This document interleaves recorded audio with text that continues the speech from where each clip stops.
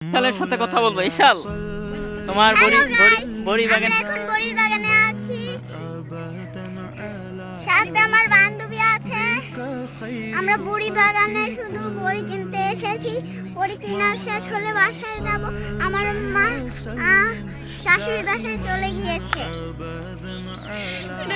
এখানে ঘুরতে এসে তোমার কিরকম লাগছে? ভালো। ও,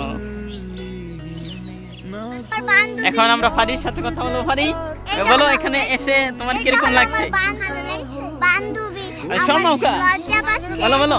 ভালো লেগেছে। এখানে বড়ি কেমন? বড়ি কেমন?